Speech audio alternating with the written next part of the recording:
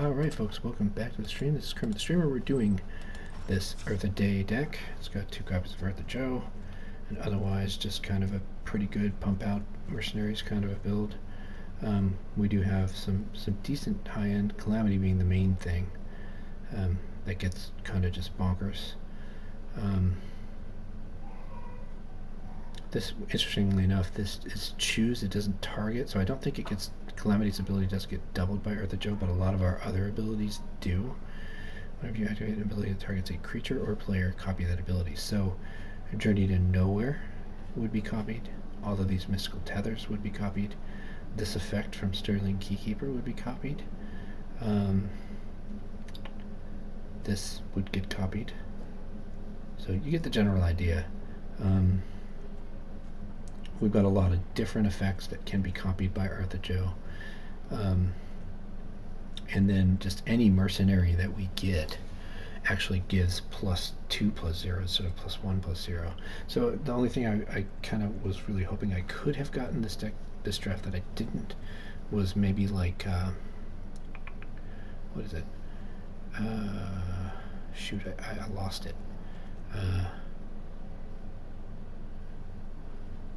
Maybe a few more mercenary things like the cactus, prickly pear. If I think of it, I'll mention it. There's another card that's really... Oh, got it. It's the Torwaki or something like that. She deals damage. You basically get to fireball the opponent every time you play a desert. But I actually don't know if that actually works with this ability in the way that I think. So it may not be that important. More mercenary cards would have definitely been a thing, though. We've got a fair amount, though. So we're missing a red mana here, which is a problem, especially since we drew our second Ertha Joe. That's going to be awkward. We are not in a terrible shape. We can deal with one thing, and certainly now we're in much better shape because now we can do anything, basically.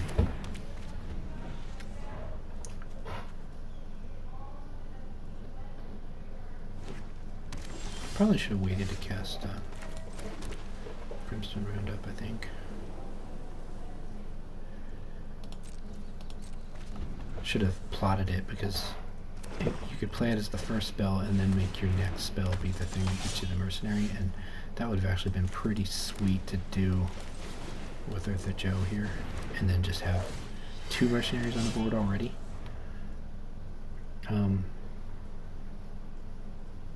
And in this particular game, we wouldn't have lost anything by doing that. But this is actually going to be really great. If he can't deal with Ertha Joe, if he plays another creature, we get to tether both creatures. Be careful, Daphne. That's not going to work.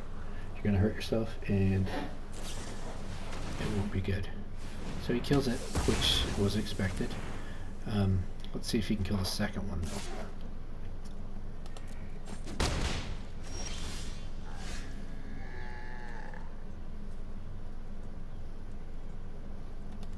See if you can kill that second one.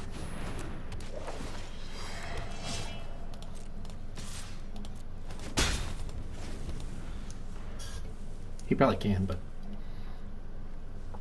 let's make him do it. See, the thing is, these cards get upgraded by having Ertha Joe on the board. They're still good, even if she's not bringing the extra beats that she's going to bring. But no, he killed it too, which is fine. We play cards, they get to play good cards, we get to play good cards. So I think my next move is to go ahead and Dance of the Tumbleweeds, then play a Grizzly. That'll get me another mercenary.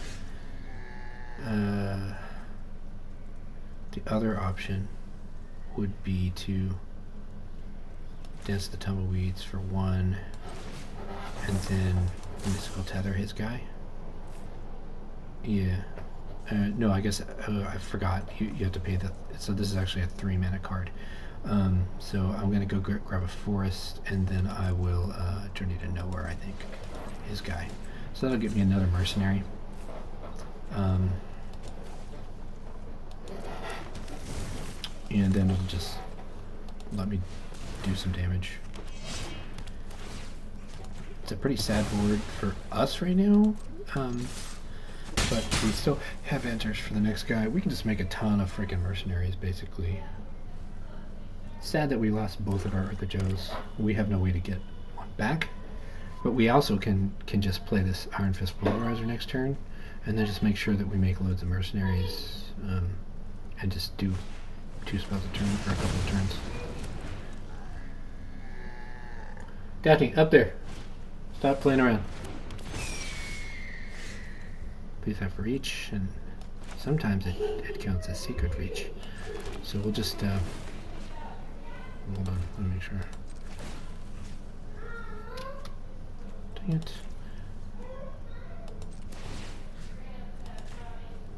Yeah, that's annoying. That's really annoying. See, I tapped it again to make sure that I would be tapping the right one, but whenever you... that's really annoying. I haven't had that happen yet, I don't think. That's frustrating. Because you can't tell which one has been activated. And I mean, maybe I should have moused over it or something. I thought I tried to do that though. It's just a point. 2 points of damage.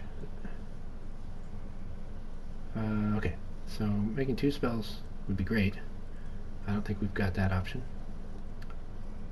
So let's present him the chance to trade off 2 cards for 1.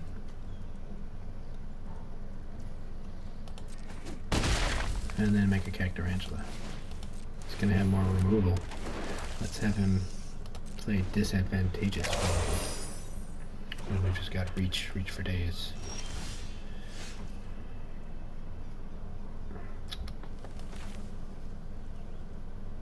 Okay, let's come smack in. I think we got this game wrapped up.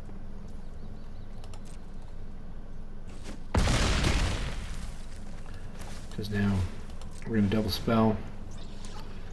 We're going to put down this Grizzly that just guarantees that the next attack is going to be a trample attack. And with this board being the way that it is, that's, I mean, barring like a Wrath draw, which, I mean, there are lots of weird Wraths in this particular set. Barring that though, we've got this game shored up.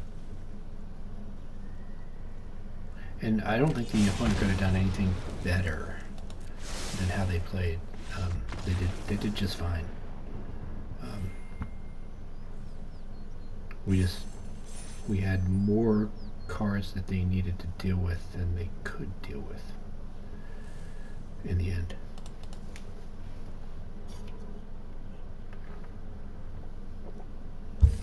And you know, they were 1-for-1-ing us all through the thing, so.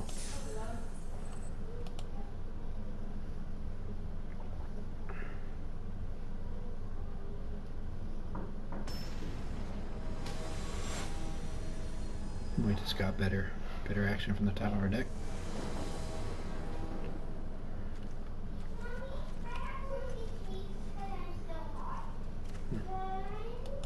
That's an interesting hand. Let's get our deserts out. I'm gonna go with this one first. Not that it really matters. It's more than likely our second turn is just a braided plus. One thing that's nice too about Ertha Joe is she does double these desert effects too, because they target a player. So him being first to the table with a Hard Bristle Bandit is an issue. He's basically 1 mana ahead of me for the rest of this game. So it might actually behoove me to go ahead and Mystical Tether that thing. We'll see what this turn does. I like Conduit Pylons, it's actually really good in this block. I mean, Surveil is often very good. It's a highly underrated ability in my opinion. Stubborn Burrow Fiend is one of the best mounts just because of the fact that it comes out on 2. And that is a big enough threat with some decks that it needs to be answered. I would be more concerned if this deck had black mana, But I have a feeling that Conduit Pylons is meant to fulfill the function of black mana and allow him to cast things like Honest Rootstain and stuff. And Honest Rootstain is just a killer card with something like this. Cacturantula, not a happy thing to see on the other side of the table here, but we got our first Ertha Joe. He's probably got an Oblivion Ring for me, but I still think that's what we need to do here. We'll get a good smack from the Cacturantula. We could block the Ankle Biter with a Mercenary. That's expendable.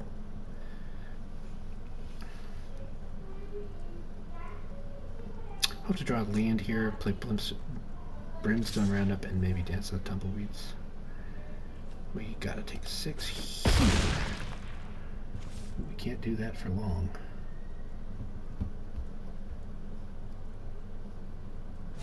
Can't just be taking 6. Giant Beaver, that's not good. So the question is, do we still do the plan that I originally had? No, I do think we need to have a Courser in play as well. Grizzly is just ever so much better because it can block the Giant Beaver, although not to profit. It can just handle that 4 toughness a little bit better. I could present the trade here. I don't really want to send one of my guys to get eaten by an Ankle Biter though, so we're not doing that. We'll just do this here. We're going to try to 2-spell for at least another turn here, just to have a field full of mercenaries.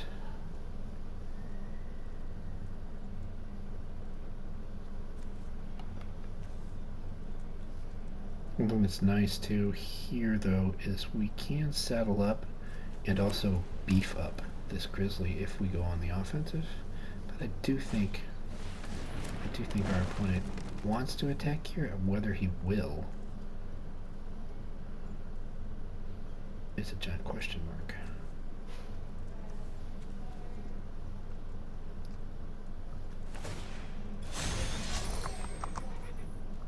This gives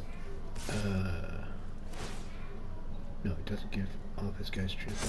It doesn't even give this guy trample, so I do like this block for me. It keeps me from going on the offensive easily right now, but I think the name of my game is to just build up mercenaries. So to that end, we're going to go get a forest and then double spell and make a Courser.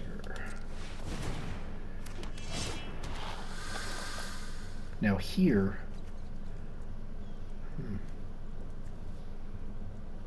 I do think it's worth it to trade Ertha Joe for a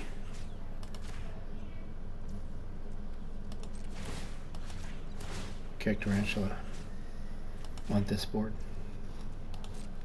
So we'll try that. We'll just give up one of these mercenaries if he attacks with the Cacturantula next turn. Yeah, I think that's fine, because we're going to get another with Prosperity Tycoon anyway.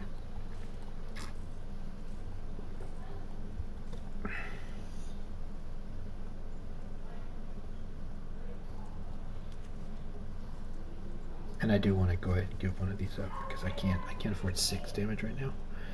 I think I would block the Ruckus Entertainer if he sends it in, although Gila Courser is kind of like the weird way I draw out of this board state. But I also think he's... Ooh, that's not good. It's hard for him to decide. It would be hard for him to decide which thing needs to be taken care of, though. I would really like to draw a Mystical Tether right now, because even though I'd be giving him a card, it would be pretty disastrous to his game. I'd lose both Cacturantula and Ruckus Entertainer. But it looks like that's not to be for right now.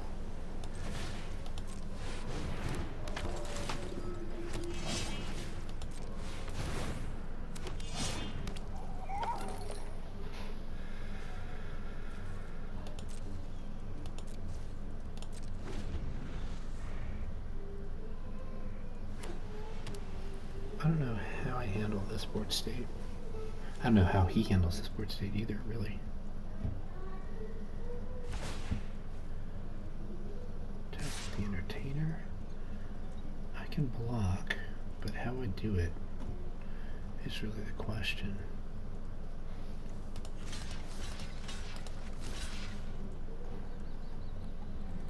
I think that's how. I have a pump spell. So,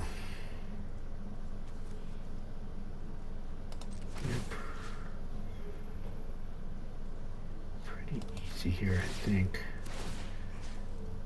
Isn't this?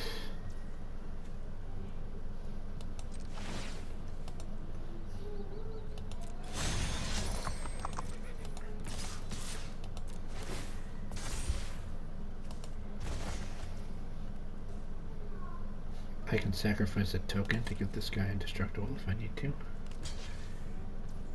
Yeah, that sucks. Then we'll make this guy again. This is our board right now. It's kind of a fragile board though. One more big chip on their side and we could kind of be in trouble. Don't at all mind giving up a mercenary here. I'm going to just sacrifice it to the tycoon because I can. There's no real benefit to doing that though. As a matter of fact, in a weird way, it kind of opened up the possibility of him killing the tycoon in response. This is bad, but there's really nothing I can do about it. Other than try to be aggressive. Don't really like this play, but I think I need to do it.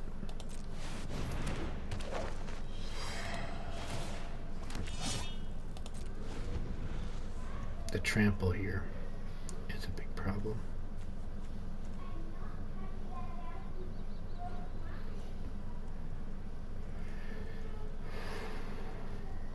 We really want an Oblivion Ring effect right now. That pretty much just ends the game if we get one, and we've got 3 left in our deck to choose from. So those odds are decent. I hate having to take this damage, but it's trample anyway. Pump spell, we lose.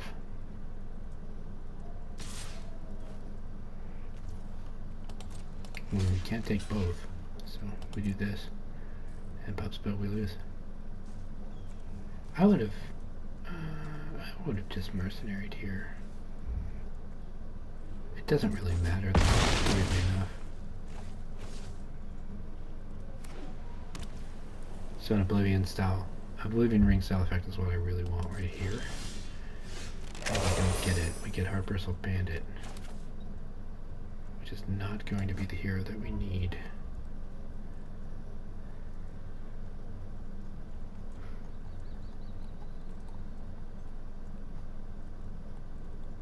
Okay. Attack, because I think I kind of have to. No, I don't. I just don't. I think we just lose, but we're going to play it out. Get that other chance to maybe get a Mystical Tether.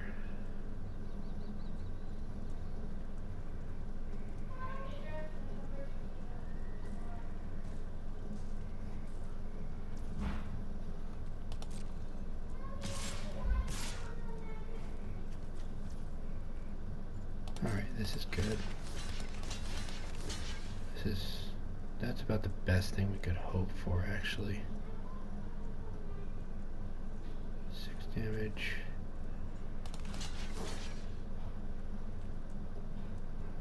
Now we get a pump spell. Things are pretty nasty.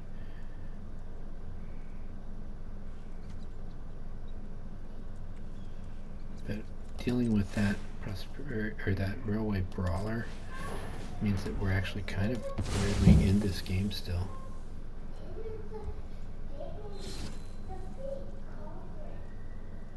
I don't think I should have brought the Harper's Bandit in on that.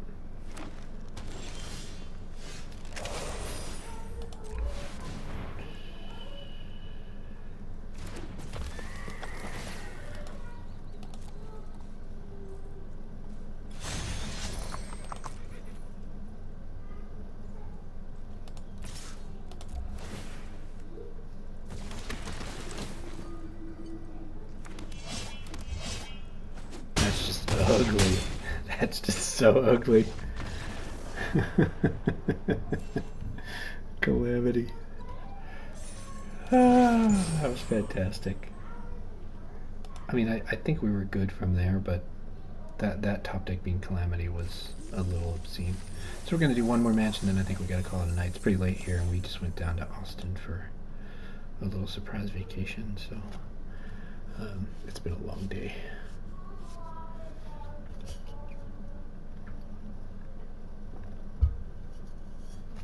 Very good, but long day.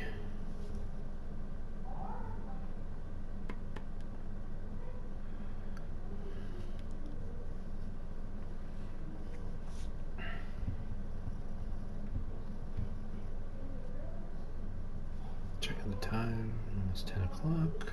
Yeah, this has got to be our last match. But whatever happens here, we'll come back and finish up the remainder at some future time. And I'll get those posted. I'll probably post the whole mess at the same time, to tell you the truth. We're missing our green with this hand, but I don't think it's critical. If these lands surveilled instead, it would be the kind of hand that would be like, no question about it, but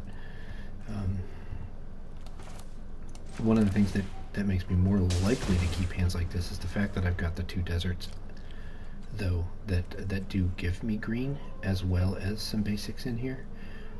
If it didn't have those sort of bridging the gap with my lands, then hands like these would be no, like, you couldn't even think about keeping them.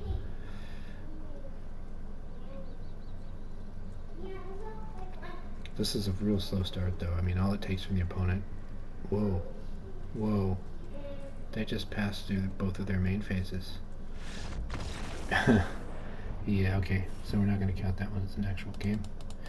We're just going to count it as a win. I don't know what they did there, but the crazy thing is, if they had just played that out, it probably wouldn't have been as bad as they thought it was. But it's pretty bad to just pass your entire first turn. So what they probably did was they probably clicked like the auto end turn button like after I had passed priority, and so then they just basically gave up their entire turn. I've done that sort of thing before for sure, especially if I'm distracted, you know, if the kids are in the background making a bunch of noise, or if you know, you step away to go grab your coffee or something, or somebody's at the door, or your phone rings, you know, tons of things when you're distracted magicking. And, you know, to somebody watching or playing against you, it doesn't make sense, but to anybody that could be omniscient and know all and see all, it makes total sense. Alright, so this is one of the better hands, because we can get our Harvest Bandit out, and we can, we can definitely cast Ertha Joe on turn 3, which is fantastic. But it turns out that I don't think she's going to be particularly useful on this board. I'm not sure. I wonder if there's a wacky trick that we can pull. Oh no, you can only target yourself with the mercenary tokens. I was trying to think of a way that I could like use the mercenaries to somehow double up on Harvest Bandit. They definitely, I think, thought of that. But we do have nice things happening here. We're basically going to be a turn ahead, so we're going to get our Iron Fist Pulverizer next turn. Then we'll be able to plot the stagecoach, and we're just going to be doing things at a clip that's going to be pretty hard to deal with. This is a great start for an opponent. They're getting full benefit out of their cards, so I do think I have to take a break here to get rid of this Helicourser, because the draw power that he could now have from being able to send that thing over is just too great. Yeah, we're going to tap that for mana so we can get our Grizzly out a turn when we otherwise wouldn't be able to. And then it's going to be nice here. We're going to get to do a big smack with Ertha Joe.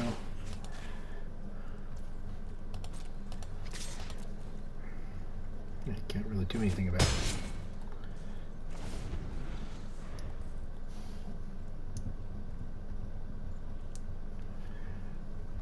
Grizzly's good in this position because we're going to be able to just saddle up and trample up if we need to. We can let him trade something for this Grizzly, and whatever the board looks like after that, we're still in a better spot, I think. We don't like seeing something that kills Ertha Joe here. That's really the only thing that is troubling. But that's really not even that bad.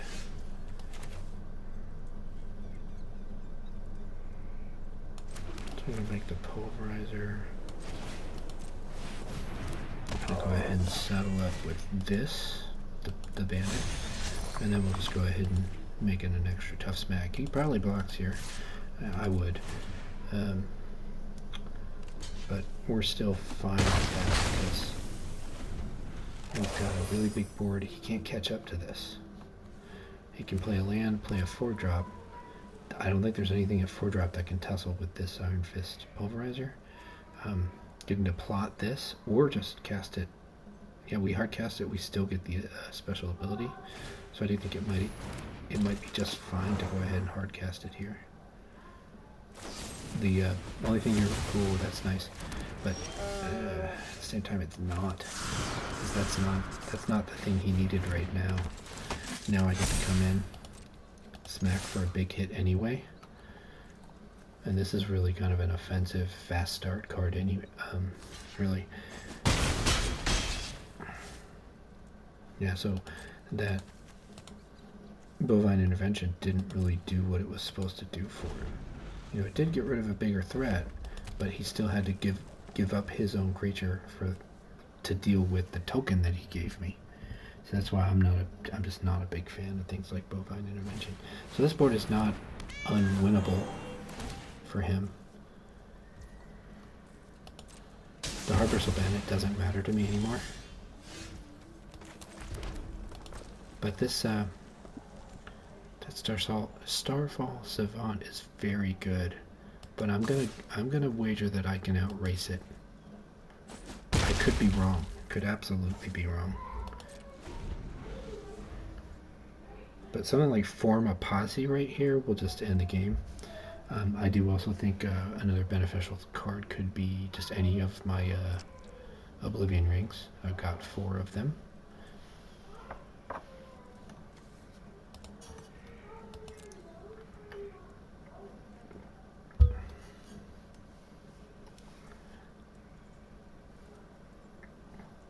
He's kind of a parity with me now on mana, which is one reason this is really bad.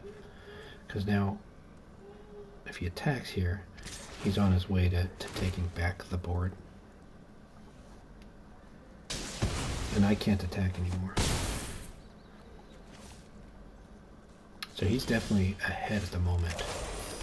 I would say he's ahead and looks to stay that way. He's got more mana than me. He's got 3 cards left. We know that our 1 card left is not even relevant. We can't attack. And we can block this guy, but we're still taking 6. And probably 8 if he meteorites me. He can meteorate the Stagecoach too.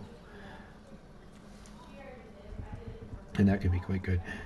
If you've got Roxanne in your deck, there are some combat tricks that end up being really good. Anything that gives you first strike or double strike is definitely better. Roxanne's such an interesting card, and unfortunately I do think it's in this format it was just slow enough to not be that great. Still a very playable card, still a very welcome card. What the heck? Goldbane Hydra for 9. Yes, just wicked. So I think my only win here is form a posse, and that's only because I may be misremembering. Does form a posse give you haste as well? If it does, that's it. Nope. We're toast. Wow. Well, that was a very good game. Surprised, because I thought that I had that table wrapped up, but it certainly did not. So we're going to go for now.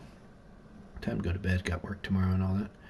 But we'll get these videos up as soon as they are ready. Thank you for joining. I'm Kermit the Streamer. Hopefully there was something informative here. We'll see. Bye-bye.